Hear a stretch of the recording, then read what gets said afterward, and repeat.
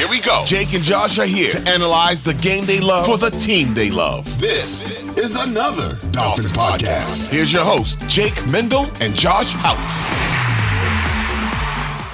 Thanks for tuning into another edition of another Dolphins podcast. And we find ourselves in a very, very tough situation as we are having a bit of an identity crisis here on another Dolphins podcast. We have never been screamers. We've never been someone to go and MF a bunch of people. But Joshua Houtz, the Miami Dolphins were scoreless in the second half. The Buffalo Bills scored 14 points in the fourth quarter to come away with a 21-14 win over the Miami Dolphins. I don't know where to go from here. So Joshua, how are you? Let's start there. Are you at least alive? Yeah, I mean, I guess that's what we have going for us, right? We all woke up this morning. I mean, but besides from that, I mean, it does kind of feel like it's that so Dolphins again. And we guess we should apologize now because we are just as scatterbrained as all the fans are. We don't, how to feel heading into this huge matchup on Saturday night, which we'll talk about a little bit. But, dude, it just felt like that so Dolphins, right? Primetime matchup, division on the line. It seemed like they were playing pretty well. And then, like you said, man, it seemed like a different team came out of that tunnel in the fourth quarter. And it, same for the Bills as well. But how are you doing, man? You look like you're alive too. It's a Monday. Been listening to a lot of Jack Black to help kind of get myself focused, revitalized, and hyped for this podcast. And Josh, I've never been one to count chickens. And I try my hardest to never count chickens because my counting always ends up being wrong for one reason or another. The Dolphins went into the half leading 14-7. And if you look at the Buffalo sideline, you see like Josh Allen's face turning like beet red, just like frustrated. You hear Sean McDermott in that interview before the half stuttering time and time again because this Dolphins defense was outstanding. It was an absolute blast. The fact that you can have it be like a 3rd and 2 and Josh Allen lines up 5 receivers out wide. And I'm not a smart guy. I knew that Josh Allen was just going to run up the middle. And the fact you can have like Christian Wilkins end that play by himself. The fact you can have Christian Wilkins get a hat trick, right? The fumble, the sack, and the turnover all at once. To see how everything just dissolved and unfolded, is it a surprise? Should we start there? Is it a surprise as that game was going? Did you see a team that looked confident and it fell off? Or was this kind of like that first Bills game, right? Where you're kind of tightrope walking and you're just waiting until you eventually plummet to your death? Oh man, it's hard to say. I mean, I don't know that I was surprised with the outcome because I think deep down inside we all just felt that same like PTSD Dolphin fan, right? Like they just can't win big games. Like I just feel like there's a greater being that's just above us. It's like already penciled in. Like, oh, Dolphins play a big game here. No chance they win at this point in our life. So I guess I wasn't surprised at the outcome, but as the game went on, I thought the Dolphins were playing, solid football, especially in the first half. I think one stat you need to look at, and I mean, you mentioned that defense, man. They stepped up despite who, they needed. When they needed a big play, they stepped up. You mentioned them going into the half 14-7. That Jerome Baker hit coming out of the end zone to stop them right at the goal line. Clock kick Turner was incredible. But for me, I just the stat that stuck out was Devon Achane, right? He had, 55 yards in the first half and ended the game with 56 yards rushing. I mean, I know the Bills controlled the time of possession in the second half, but not running the ball with Devon Achane, arguably the guy that was, your spark plug in the first quarter or first half. That to me was poor. That was poor in my opinion. And that's where the trouble comes in because we have Mike McDaniel coming out after the game and saying things like, well, in the second half, the Buffalo Bills loaded up the box. They tried to stop the run. And the question becomes, all right, so Josh, there were some times I think they kind of just ran into a wall. What would you have? See, there's an issue of the Dolphins being unable to sustain drives, and I think that's a problem. I don't necessarily know if it's the inability to run the football, because you look at the Buffalo Bills, 36 carries, 38 pass attempts. Miami, 27 pass attempts, 20 carries. They just couldn't sustain drives. They couldn't do the math to equal 10 yards. And to me, man, when you have the running attack that's so great in the first half, I don't think so. Play it through. You run, you have a fantastic rushing attack in the first half. Jeff Wilson's even going bananas. Devon Achane looks absolutely awesome. Achane, at least 21% of his attempts go for at least 10 yards. So 1 out of every 5 plays from him is a first down. Was the issue that the Miami Dolphins didn't run the football, or was it that they couldn't? because I think there's a problem here where I think the Dolphins actually identified that the Bills were doing everything they could to stop the run. What's concerning is they didn't have any cheap, easy passing routes that could get a quick 7-8 yards. And that seemed to be my biggest frustration with this team, because the best way to run the football is to get to first down. Yeah, they came out right away despite how well that run game looked, and they were just throwing the ball as soon as they came out of the tunnel. Like Mike McDaniel said, they were definitely loading the box. So I don't know what you want to do there. We know the Dolphins love to use the middle of the field, and that's where all those guys were kind of just cluttered around. But you wanted to, see them do something. And in that fourth quarter, I think in that second half, I mean, they punted the ball 4 consecutive times or something like that for the first time all season, I believe I've written down. And Start the second half. Yeah, it was just, I don't know, man. I just feel like the first half looked so promising. Things kind of went our way. We saw some Josh Allen turnovers, right? He kind of self-destructed a little bit, like one of those Inspector Gadgets, at the beginning of the show where it just self-destructed, and he, was making bad plays. Eli Apple threw one right to his gut. I think Deshaun Elliott got cookies as well. So the Dolphins had to feel pretty confident going into the half. I just don't know why he didn't come out and at least try to run the ball a little bit, try to give Achane a couple touches here, at least to change it up, or to come out and counter what the Bills are doing, right? Man, you're saying they're stacking the box. Take those chances deep. But for me, Jake, I mean, what do you felt differently if Jalen Waddle was out there? Because I feel like every time we look at this offense, we talk about Tyreek Hill, but after that, I just feel like we're still waiting for someone to step up. I mean, we saw Braxton Berrios. He came up with a crucial, I think, third down catch like we've become accustomed to. But then later in the game, there was one where he ran the route short of the sticks, and it's just like we need someone to step up. I mean, we could talk about the Charles Clay play at the end of the game, which absolutely was the dagger to our heart, right? But that was a poor route. You are super in your feelings. No, I even been writing Charles Clay. I even wrote it down in my notes, Charles Clay. I do not know why I keep calling Chase Claypool Charles Clay, but Chase Claypool ran a terrible, lazy route and to a pretty bad pass there. So, man, I just want to see someone else step up and see this offense have life, because it looks so promising and so dominant early in the season. It kind of feels like, and the Dolphins are in a unique scenario, right? You have 3 defensive coordinators as head coaches in this division, and these games against Buffalo make it kind of seem like the Dolphins offense is playing King of the Mountain, right? You're just trying to beat the defender to a location. The issue is when you have 2 guys charging for a location, one, you can either have a player get absolutely demolished, someone running down. We saw that kind of happen a couple times with Tyreek, where a lot of what the Dolphins wanted to do was have him kind of just step in front of the safety and catch the ball. Now, all of a sudden, you have the Bills just charging downfield time and time again. I'm just confused to see how the Miami Dolphins wanted to get the ball moving. We see Tua want to be this blackjack dealer, but I mean, you target Tyreek Hill 13 times. Durham Smythe, 3 targets. Cedric Wilson, 3 targets. And then you had 3 players with 2 targets each. Then you look at the Buffalo Bills. Khalil Shakir led the team with 105 receiving yards on 6 targets. Both Dalton Kincaid and Stephon Diggs had 8 targets each. The Dolphins haven't been able to find those different answers in the receiving game. You mentioned Braxton Berrios, but I'm curious, is that an opportunity thing? Should you try to pencil in, especially with Jalen Waddle being out there, 4, 5, 6 targets for these guys, because there are just some scenarios where, whether it's that Chase Claypool play, there was a play over the middle where Cedric Wilson couldn't really create separation from his defender. Josh, this is a Bills defense that their last cornerback, Rasul Douglas, who they traded for at the middle of the season, he left the game. One of their better tackling inside linebackers, he left the game. And we see these backups come in and just play confidently and play comfortable.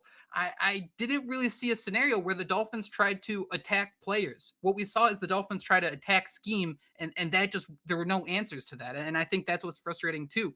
Like Durham Smythe, you're trying to get other guys involved, other body types, instead of just, hey, we only can rely on fast guys to break tackles. Durham Smythe, he has 50 yards.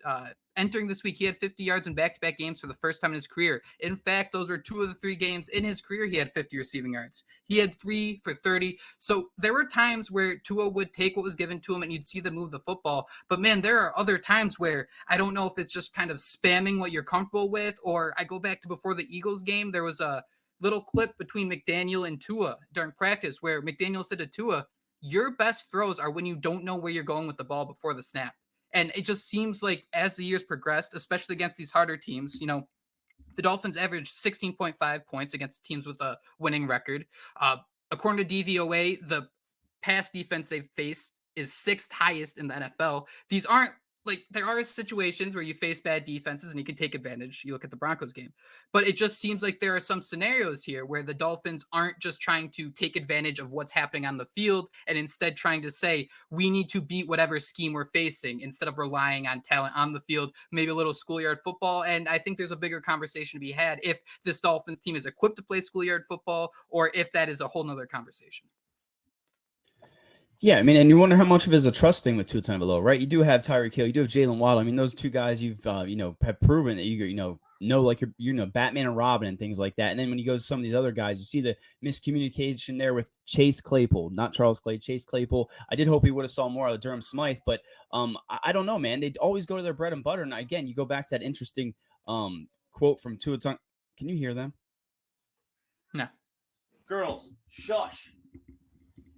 And you go back to what you said about Mike McDaniel telling Tua Tagovailoa that his best throws are when he's not, knows where he's going before the snap. I mean, there are times when you can clearly tell that Tua Tagovailoa is looking one way to kind of move the safety, and then he's just turning and just firing that way. I mean, I think that kind of, yeah, and it just, it's part of his game, and it's just who he is. But at times like this, I mean, you need Tua Tagovailoa to take over games like this, right? I mean, is that not going to be the whole cloud surrounding until he wins a game like this by just taking it over despite his surrounding cast? But I did feel like in that first half, he was playing pretty well. But dude, that entire offense, just everything about it in the second half was disappointing. I mean, it's not what you want your young, promising up and coming offense coordinator, like you said, to come out there with a game plan that's just basically going to your bread and butter and what everyone already knows. So they got to turn this around quick, right? Real quick. I think everyone would point to that punt return. I throughout the year, and we even had some experts on the show who have come out and said that, special teams isn't the most important thing. It can't make and break. And I do agree with that. Aaron Schatz was on the podcast a few months ago, and he said not to really worry too much about special teams. But one thing we saw throughout the year, Josh Slade, especially as that defense was starting to pick up steam, and you go to like Pro Football Focus, you see the offense ranked number 1, like the defense ranked number 2, you still see that special teams group ranked like 27, 28. So, man, you think back, we have Jake Bailey, who I'm not going to get into a huge punter debate. Jake Bailey has kind of been a disappointing punter, to say the least. But if you want to say something that's so Dolphins, man, isn't the most Dolphin things in the world that he has the best punt probably in his entire career? And it's returned for a 96-yard touchdown on a play where you have Cameron Good, someone who's been battling on this practice squad, man, for years, shining. Like it was a tough game, but you have number 53 out there, and I kind of could spot him every time. You see him suffer a brutal injury where it's another friendly fire type thing. He goes down 96 yards to the house, and man, that just kind of seemed like the Dolphins were working so hard, and it just collapsed so simply. It just seems like every year, every time the Dolphins play one of these challenging opponents, it is like a jab fest. But whenever there's that first haymaker, like it's over. Yeah, you're right. Almost like it hits them back and they're just gone out of the picture, and they don't ever regain and regroup from that. I mean, that thing was an absolute dagger. And I think at that moment, I already knew I married the right woman. I mean, cannot be happier with who I married and the 3 kids that we've created, but she is there just chewing Justin Bethel's ass out. I mean, she was just livid, and I'm just sitting there like kind of feeling dead and, out of it, because we're Dolphin fans, right? We kind of knew something bad was going to happen. That haymaker was eventually going to come, but she's sitting there like, he did nothing. And you literally go back and watch, and he's like following him like it's his shadow. I mean, it almost looked like you were talking earlier. I think we were talking about that Josh Allen run on 3rd and 13, and Kader Kohu, I mean, basically just stood there, right, and just watched him go. And I mean, those were the plays. Those are the difference makers. And after that punt return, man, I mean, we saw it coming all year. I just wish it wouldn't have happened at this time. It was absolutely gut-wrenching. We kind of knew it was coming too, and I think that's what's frustrating. Man, I gotta tell you, that 3rd and 13 run was the play that was the play I turned it off. I did that meme where it's the old lady and the old man fighting in the rain, and it's like, at the end of the day, I still love you, and the old guy has the umbrella up over the woman. Yeah. That's me still watching the game on my phone, but I turned off everything because that Josh Allen 3rd and 13 run, dude, we spent months building up this defense. I think this defense is in a fantastic spot. I don't want any major changes. Here I am, burying them, and they still got the playoffs. We still have the playoffs. But man, like, looking at how Josh Allen escaped that, I felt so freaking bad. Bradley Chubb, Jalen Phillips, and Andrew Van Ginkel. We've had some long debates on if you build a team to beat a Super Bowl or you build the team to beat the guys in your division. And you have the Bills, 5 straight AFC titles. They had deserved it. But man, you signed Bradley Chubb as a Josh Allen stopper. You draft Jalen Phillips as a Josh Allen stopper. To not see those guys out there when you have Allen running free and just a crowd of nothingness. I mean, that to me is what really, really frustrated me. It made me feel super sad about the season in general. Absolutely. And I mean, can I read my notes I have here for this play? Because it's a little silly. 3rd and 13, the Josh Allen run, I called it. Baker missed. It's like he doesn't care. And then I put that he turned into mother effing Superman on that play, right? I mean, it looked like Josh Allen no one was going to stop him. So after that, I think the Dolphins did get a huge stop then, right? I think it was 4th down, and they did that stupid Buffalo Bills tush push, and they stood him up. And at that point, I got so excited, like new life, like I felt reborn almost. I'm like, the Dolphins are going to pull this off, man. We're going to overtime. And then, we know what happened next. But you do have to tip your hat to that defense because, I mean, despite all the injuries, they still went out there. And if you told us before this game that the Bills were only going to score 21 points, I mean, sign us up, right, man? The Dolphins are absolutely going to score more than 21 points. And didn't happen on this day. Oy. Dolphins end the regular season 1-5 against teams with a winning record. That's a minus 91 point differential. They lost 3 of 5 games to end the year. And then you had Andrew Van Ginkel go down with an injury too. And that's when you knew, man, that's when you knew the fight was just leaving this team. But you had Jerome Baker out there half the snaps because he's clearly battling injuries. Javon Holland played only a couple snaps. He was battling injuries. When the season ends, man, and we'll talk about this more in a little bit, we're going to hear that Tyreek Hill is much more injured. I'm not making excuses. I'm just saying that we are going to hear that Tyreek Hill is much more injured than we all originally expected. Just seeing it all fall apart. Just seeing it. Have to make I'm sorry, man, but you don't have to make excuses, right? You just post the injury report, and anybody with a brain can see that if you lose all these superstar players, I mean, we're all down, and we're all feeling like, I mean, you see it on Twitter, man. Some people are going way over the top, right? Fire McDaniel, he's on the hot seat. Get rid of Tua. We need a new quarterback. We're not going that far, but I mean, when you look at the list of injuries, what we're seeing out of this team down the stretch, it kind of makes sense. But I think what gives us hope is that every time someone goes down, it looks like they're going to step up and, do the unthinkable. So the unthinkable's coming for sure, but God, man, this season's ending in the most That's So Dolphins way as of now, right? I tried so hard to stay so positive with Eli Apple for so long. Taking that ball out of the end zone was so silly. That dude was did good though. You did. He looked like a Magikarp, right? You saw it. You saw him flopping around. He's gonna turn into a Gyarados. Someday he might turn into a Gyarados. And then the Trent Sherfield touchdown. That is the So Dolphins play. Nothing more than that play is the So Dolphins play. The Dolphins tipped the ball up in the air. I think it was Van Ginkel who got a hand on it, and it goes straight up. And you had, I think it was 4 players of the Dolphins secondary being Wile E. Coyote, waiting for the anvil to drop on their head, man. Just watching it go. And then you have Trent Sherfield have a fantastic toe touch in the back of the end zone. That frustrated me from Eli Apple, man, because once a ball's tipped, I mean, and the Dolphins are in a division with 3 defensive-minded head coaches for the moment. I tell you, all 3 of those defenses know the second a ball is tipped, you start mauling everybody, dude. Pass interference doesn't exist anymore. So it just seemed like there were some times, whether it was Justin Bethel, Kader Kohu, Eli Apple, for all the stars this team has, there are these situations where they get caught with that deer in the headlights look. And to think about that in the form of this game, man, Josh Allen looked at times. Sean McDermott looked at times. I don't think I ever saw that from the Bills defense. Not once. Yeah, and I mean, you mentioned Kader Kohu, man. We love Kader Kohu, but this was definitely not one of his better games, right? I think you threw out Khalil Shakir's stats earlier, and I think he was the one guy who got beat on a deep play. I think he ran into Brandon Jones and Eli Apple. So it just sounded like it was no bueno this entire game. And we just keep throwing Eli Apple under the bus, right? I mean, you're mentioning, man, that ball tipped into the air, and as soon as it was in the air, you're like, you know exactly what's going to happen, right? Trent Sherfield's going to was that his only touchdown this year? Did I read that correctly, or am I mistaken? Oh my God! So I got you. I got you. I'll look that up real quick. Okay, first touchdown of the year. He has 11 receptions for a whopping 86 yards. Trent Sherfield, baby. That's the revenge game we always talk about. That's such a kick in the nuts. But I'm very excited for what the defense did. I just hope that the offense can find a way to bring it all together. Hopefully, pull it together and get healthy. Do you think the Dolphins were? I know everybody saw Mostert and Waddle walking into the building, and some people were speculating, oh, they're going to play today and this and that. But do you feel like they may have let them sit out this one because they knew no matter what, they still had one more game left and they were going to load up that gun, round up all them chambers, and use everything they had in this next game?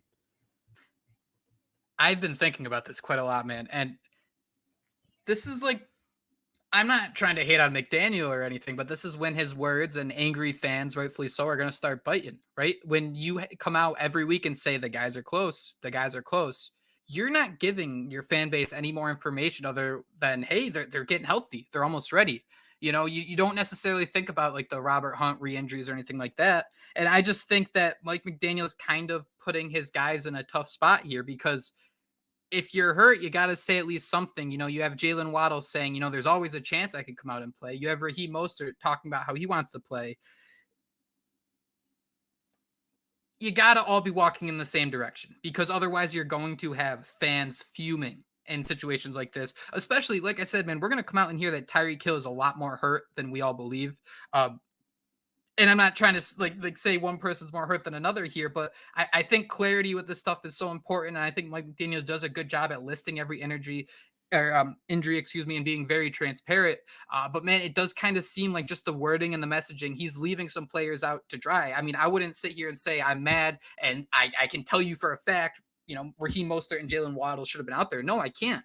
But Mike McDaniel has done enough to lead us to believe, and some fans who just are very angry, very frustrated, the emotions are going to come out, are going to start to connect the dots and wonder, why on earth are you putting these guys in such a helpless situation just to have some of your best players on the sideline in a sport where if you leave someone like Connor Williams on the sideline for 3 weeks, he can still come back in and get re-injured. So I think there is something to, like, yes, McDaniel is trying to protect his players, but at some point I think he needs to put a foot down and say, no, they cannot play, or something along those lines, other than just like the same routine with the media, because then fans are just going to continue to get upset. But I mean, also at the end of the day, fans are always going to be upset.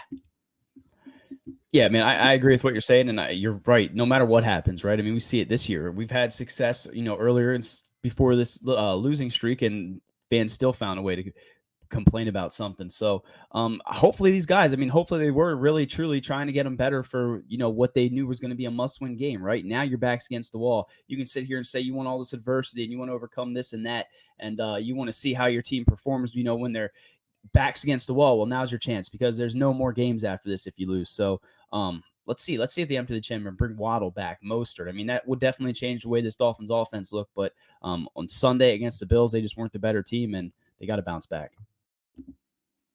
Let's take a quick break here, and on the other side, we'll wrap with one final question about the future of the Miami Dolphins, so stay tuned for that. Joshua, as we approach, God, I can't keep doing this because the season's not over. I don't like having this tone of the season being over, so I apologize. We're trying to be like, I guess every pun intended here, we are the saltines, right? We're just trying to help you digest this type of sickness that we are all dealing with here. So, Josh, I want to wrap the show and spend some time talking to this. I put a poll on Twitter. Thank you for retweeting it. Be sure to follow Houtz on Twitter at Houtz, Houtz. I posted at jmendel94. Just a simple question, Josh, and we're going to run through some of the responses here. Let me ask you, do you feel like Mike McDaniel has created and developed a scheme that maximizes offensive talent on the Miami Dolphins? I feel like he did. I feel like they went out there and they, did everything they could, right, to surround Tua Tagovailoa with all the talent, to use his skill sets, to mask some of the offensive line woes and things like that. If you're asking me situationally, if they puts that offense in the best situation, that I might argue, right? There's some play calls that we can all disagree with on Sundays, and different things like that. But I do think that they did the right thing by building this thing around Tua Tagovailoa, his anticipation and things like that. You can't tell me, Jake, that if for some reason the Dolphins were to ever move on from Tua and bring in a quarterback with a different pair, a different skill set, that I would think Mike McDaniel could probably completely reinvent this thing then, right? I think he does do a good job of utilizing or building this offense around his players' strengths. Just how he uses those strengths throughout the game that I might critique and want to see a little bit more out of. That I think is so interesting, man, because you suggest that other players can come in and not play this offense well, right? We saw Teddy Bridgewater stink. We saw Mike Wright throw a pick six leading by 30 points. Skylar Thompson, 7th-round rookie, he struggled. Give him a pass. I'm not saying this to hate on him. If everybody can't play in this scheme, what's the point of it? So think about it this way, right? We're maximizing Tyreek Hill here. And I could say we're maximizing Jalen Waddle. Our good friend, Chris Larondo, at Extortion on X, he said that he felt the Dolphins leaned heavily on one player, would have much rather seen Tyreek get like 1,300 yards and spread the love elsewhere. So, yeah, I think I do agree with that, Josh. But much like quarterbacks, do you think other wide receivers can thrive in this offense? I mean, everybody wants to tear Chase Claypool a new one, right? For one route. But season on the line, is it really fair when you're investing all these draft picks and salary into these guys, into Tua, into Tyreek, into Waddle, that you need this 9th wide receiver you signed this year to be absolutely perfect on an out route to save your season? I just think that might be a little bit of a challenge. Just the sustained success of this offense. We see the highs, man, but that floor is very, very loud and clear. And that's probably right there, talking about having the right system in place, but having the wrong personnel in at times, right? I mean, I almost said Charles Clay again. Chase Claypool was not coming down with that ball no matter where Tua threw it. And he threw it right into his chest in this offense. And I think what's going to, maybe take this thing to the next level could be our 3rd wide receiver, right? It just seems like we needed someone to step up all season long with Jalen Waddle out. It just hasn't happened. But back to your point, I think it has a lot to do with that speed and just the timing with Tua Tagovailoa. And I think that's why this thing isn't running a full systems go, right? Because the timing's off every now and then with Cedric Wilson. We see it every week. We saw it with Chase Claypool. Durham Smythe, I'd like to see him get more involved, but that just doesn't seem like it's ever going to happen. What about you? Do you think they're utilizing the running backs the best to their, skill sets in this offensive system? Do you like the way they're being utilized? Raheem Mostert led the league in rushing touchdowns, and 20% of Devon Achane's runs went for at least 10 yards. Mike McDaniel is a run game coordinator. I think the running attack is absolutely beautiful. I think there are no issues with it. The Dolphins, I think they're slightly below average. This is the one number I don't have in terms of targeting running backs. I think it's at like 28%-ish. Wide receiver, they're near the top, obviously, when you have Tyreek Hill, Jalen Waddle, and you can easily give those guys 30 targets a game. Tight ends, man, they're the bottom of the league. They target tight ends 6% of the time. And I want to find this one tweet, man, because somebody nailed this where, oh God, let me look it up. I'm going to say it and then I'm going to start searching for their name. But they mentioned the struggle of Miami's offense might begin with, like, you have technically 2 fullbacks on the field, right? I mentioned Durham Smythe, 50 yards receiving in back-to-back games for the first time in his career. And then you got Alec Ingold, man. And Alec Ingold, he hasn't really made a lot of big plays as a receiving fullback, being that versatile fullback you want. So I'm wondering if there is something to that these Bills defenders and all these great defenses kind of understand, hey, don't let Tyreek beat us. Don't let these explosive guys beat us. And then we can go downhill to tackle a Chase or Alec Ingold. Go downhill to tackle Durham Smythe. Go downhill to absolutely eviscerate Julian Hill. That's, to me, I think was kind of interesting. So, Josh, what are your thoughts on that? Yeah, my thoughts are I kind of agree with you there, and it is funny though how when we came into the year, and I guess ever since Mike McDaniel got here, right, we're talking about the importance of this tight end room and how they needed to have George Kittle or something like that. So I'm intrigued to see where they go from tight end here, but to call Durham Smythe and Alec Ingold, they're definitely similar, and I'd like to see honestly Ingold get more involved in the passing game, right? I mean, we see it a little bit every now and then. I thought for sure Durham Smythe was going to have that big game this weekend, but you want someone else to step up, and it's just not happening. Once they take away Tyreek Hill, Jalen Waddle, if he's banged up, it's just kind of been game over after that. And I don't know, man. I don't know. Salty Tua fan at JLeeT24. Yes, no doubt Mike McDaniel has created a scheme that maximizes offensive talent, but he doesn't adjust the way you'd hope when good teams modify their plans and adjust. Like last night, Bills took away the counter toss by stacking the line and plugging 7 and 9. No other adjustments other than falling back to the same dangerous passes to Reek. I completely agree with that. I think one of the biggest issues, Mike McDaniel attacks coverages. He sees how opponents are lining up and decides, all right, I can beat that coverage. Instead of maybe taking it a step further and looking at players and maybe look at some Madden grades. That's really lame analysis, I know. But I've never seen in 2 years, and I'd love for someone to correct me, I've never seen the Dolphins pick on a cornerback or a safety or anything like that. It's always been, if the Dolphins are going to eat, everybody's going to eat. I've never seen it be a scenario where it's like the Jimmy Wilson effect, where Wes Welker is going to go 99 yards to the house. It's not like Stephon Diggs in week 4. It's not like anybody facing Kader Kohu in week 18. It's just, I think that's the one thing I haven't seen from this McDaniel offense. It's a little confusing is you have all these studs and you see the Baltimore Ravens using Miami's plays, and you see Zay Flowers having a huge impact doing what Tyreek Hill does. Why can't we kind of scheme up some plays to have some other players have a high impact? I mean, there was a great fade to Ced Wilson where it was kind of, you could tell there was a blitz coming and Tua dropped it off perfectly away from the defender. And I think that was right after Rasul Douglas went down. So I'm like, they're doing it. They're actually attacking to where the Bills are kind of banged up. But it just seemed like that went away so quickly. And it seemed like they just kind of lost that rhythm very quickly. Yeah, we did see it in that one play, and like you said, I don't think they went back to it after that. So I can absolutely see what you're saying, and I love that we did this. I think it's something we got to do more often, where we, throw questions out there, retweet it, and maybe even, do this quick little segment on it. Because for as down and out as we are, there are people that feel even, more passionate about it, maybe in one way or the other. So I don't know, man. We're all coming together for this weekend, though. It's going to be a whole different ball game this weekend, right, Jake? Branderson, 74-74. I feel like it maximized Hill and everyone else, including Waddle, suffered from it. Too many times I've seen every other wide receiver act like they didn't even practice. Waddle not as much, but he had a down year. I hear a lot of people saying that, and there's some merit to it. I think we've said it. I think we've said it. Waddle's dealt with some injuries, but also Waddle's a baller, man. He has 3 straight seasons with 100 receiving yards, right? That is not easy to do. That's a record. That is a record. And you had Raheem Mostert making $3 million a year lead the league in touchdowns. And we can rave about Achane all you want. But what do all these guys have in common?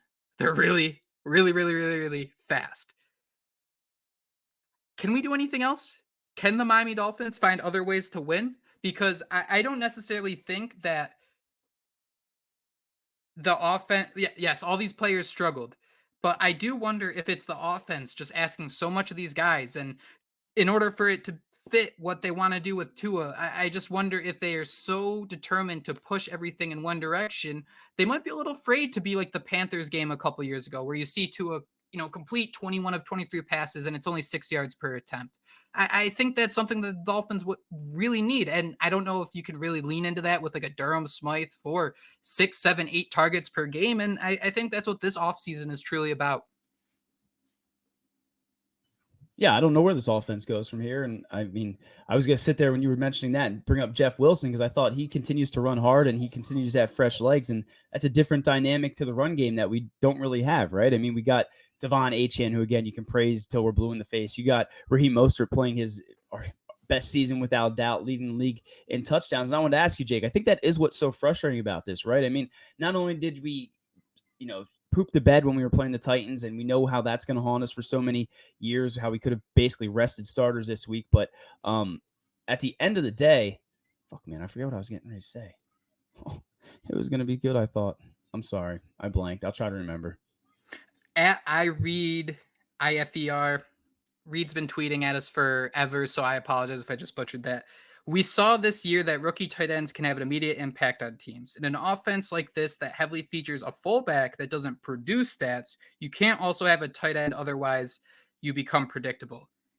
That I haven't heard. That's a great tweet, man. I actually really like that. I love that concept. And you wonder, man, is this offense asking too much of receivers and tight ends? If it's this hard, if you have to bring in so many different wide receivers and River Craycraft, someone who's do the Bane speech, he grew up in it, he was molded by this scheme. If he's only getting 1 target a game, 1 reception, it's early. I mean, maybe it's a sign to try some things a little different and maybe go back to square one. As a writer, I know there's a bunch of people who code who listen to this podcast. There are times like when you write a sentence, Josh, and you know it's this close to being perfect, it's just inches away from being perfect, and you try to play with it so many times and it just doesn't work. Sometimes it's best just to delete the entire thing, delete the entire sentence, the entire line of code, and just start with what you have. I wonder if the Dolphins didn't do that as much as they should have this year. And on top of that, you could say maybe you can't do it so much if you're having these massive injuries late in the season. You can't really just completely adjust the offense.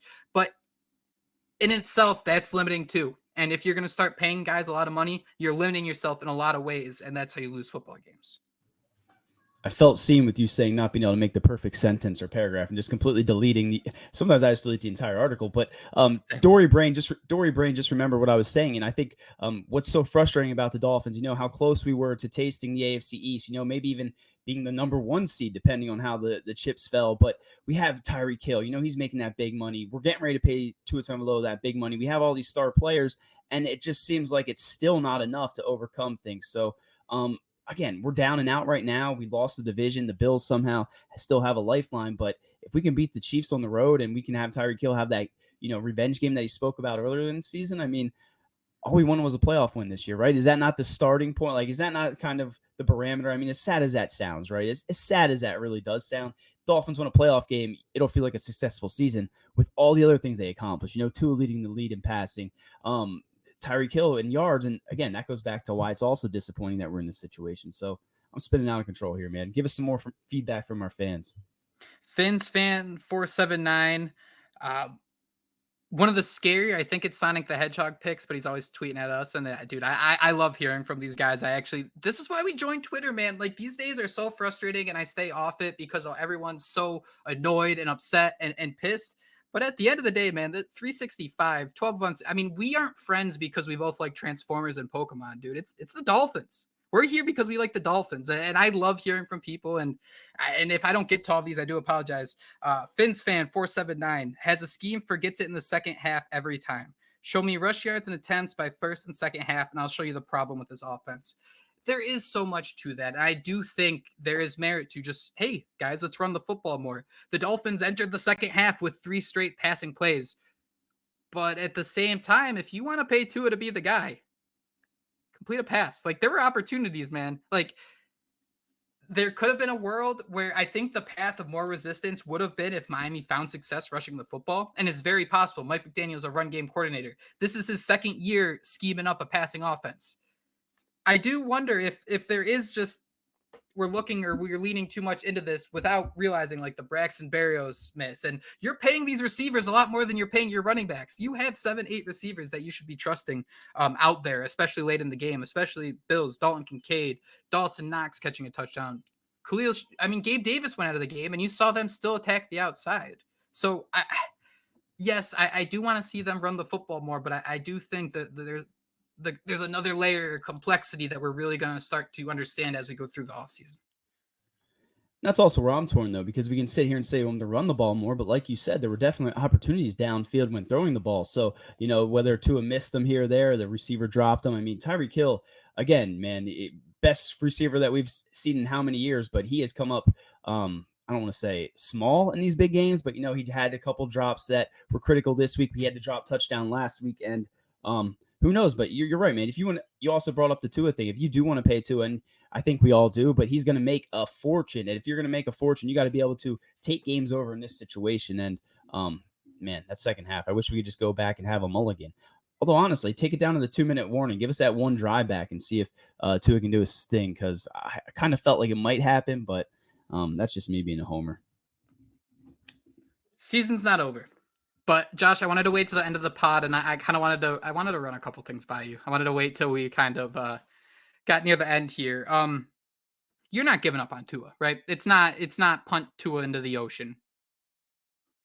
No, I can't do that. I can't. I mean, I can understand, though, why some people are fed up with it. If you already were kind of out on Tua and you keep seeing these games late in the year when you have to win and, big games, interceptions, I mean, I could understand it, but no, I'm not giving up on Tua, ride or die. I just get a little queasy thinking about all them zeros that are coming at that to check, right?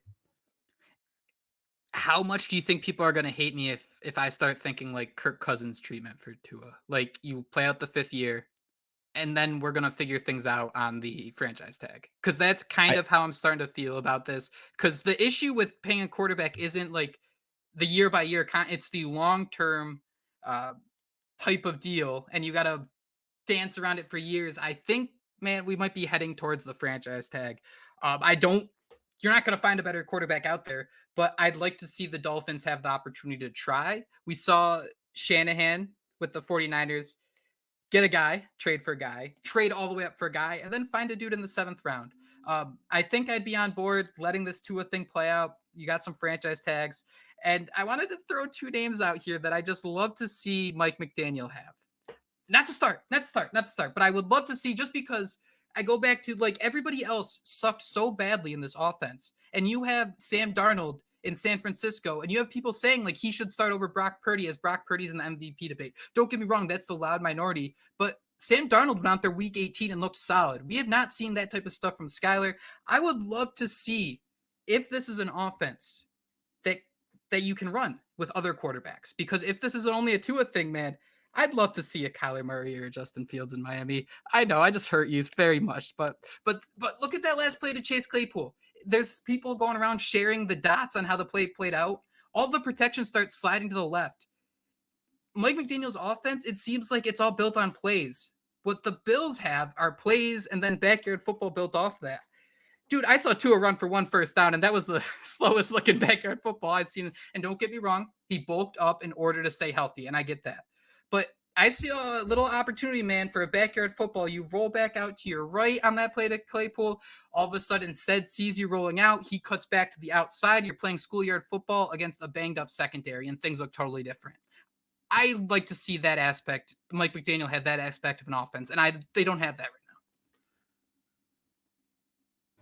Oh man, they're going to come for us for this for sure. Please, dude, I'll take it all. No, because I'm coming in as well. First off, let me just say that I see people saying how Mike McDaniel needs to find his Stafford, like kind of like McVay, and I seen him throw out Kirk Cousins' name. So when you said Kirk Cousins, I was like, oh shit, I thought you were going the Kirk Cousins route, but then you went with mobile quarterbacks who in a different system could potentially be superstar quarterbacks. I'm going to be the first one to admit, when Kyler Murray was coming out, I was all about Kyler Murray. That skill set, like you mentioned, just is a difference maker nowadays in the NFL. We see how valuable Lamar Jackson is, how valuable Josh Allen was last night. Again, not talking about replacing Tua at all, but one of the names that people kept throwing in my mentions was Justin Fields, and that's a guy who, again, I thought the world of. I love that element of his game that he can bring where he's running the ball. So to think what a mobile quarterback could do in this offense, I understand, Jake. It gives you goosebumps and makes you excited. I think we even talked about Lamar Jackson, before the season, but I don't know if that's going to come. I guess the thing I would say is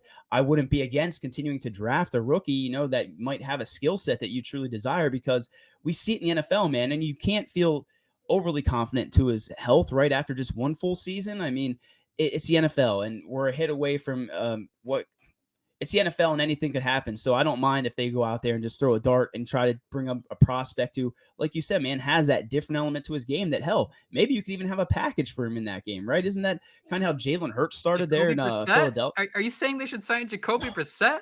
No, not just a big guy that's just going to slug his way forward. I mean, like someone that's going to run some RPOs and, maybe get to the outside, and how we all envision Pat White to be. That's guess what I'm picturing in my head.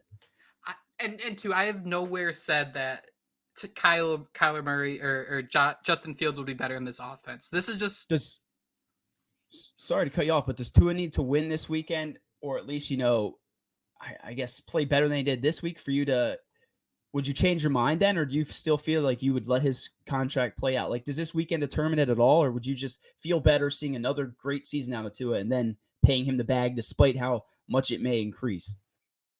Dude, I don't know how much it would increase. There's no right answers here. It's such a tough question. Damned if you do, damned if you don't. Seriously, you're 1,000% right, and I think that's why you do neither. Right? You let the contract go, you franchise tag him, and it's super crappy. There is nothing worse in sports than the franchise tag. All anybody wants in life is security and to be wanted. Those two things. And McDaniel has done such a great job with that with Tua. Yeah, I just want some more darts, I think. And I think if you kind of play things out that way, I don't think Mike White is the right guy to play in a Mike McDaniel system. Or actually, I even wonder too if there's a question of if in the offseason, as Chris Greer and Mike McDaniel are identifying skill sets of players who can thrive with the talent they have. How much do you think the offense could change if it was do we have to change things so Mike White's more comfortable or something along those lines? I don't know, man. I just think that there's a level of complexity with this offense that has taken it out of just like an NFL offense and has taken it into something so unique. And while it can be so unique and so special to put up 70 points, like sometimes you don't need it. Sometimes like you just need 3 yards and the Dolphins don't have that. Yeah, the way I see it, this offense is basically built up, built around Tua, Tyreek Hill, and you could probably even throw Raheem Mostert's name out there. But yeah, maybe you would have to simplify it for Mike White. But we'll see, man. We got a lot of interesting things to talk about, right? Throughout the off season, we're going to have draft talk with Kat, who's more.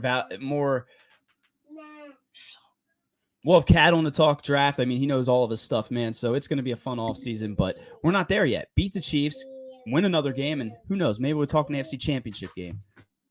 Definitely not trying to be doom and gloom. That's 100% why we weren't here, but there's a lot to be annoyed about, a lot to be stressed out about being a Dolphins fan. And yeah, I think my biggest message to everyone out there is everybody's annoyed, everybody's upset. Yelling at each other doesn't solve it. Block people if you got to, but Joshua, this does make me feel better. We'll be back. What's today? Monday. We'll be back Wednesday night recording with Merrick. Wednesdays with Merrick. And you got Peacock? You a Peacock guy? I think I do. I think one of my buddies gave it to me, but if not, I'm gonna have to fork up $6 to watch this game. Someone jokingly said, now I got to pay $6 to watch the Dolphins lose by 31 points, and I just felt that straight in my bones. I was so sad when I heard that. We will be back shortly on another Dolphins podcast, but that is it. That's all we have for you today. Thank you so much for listening. No matter how painful it will be, we will be back shortly. But until then, fins up. Fins up.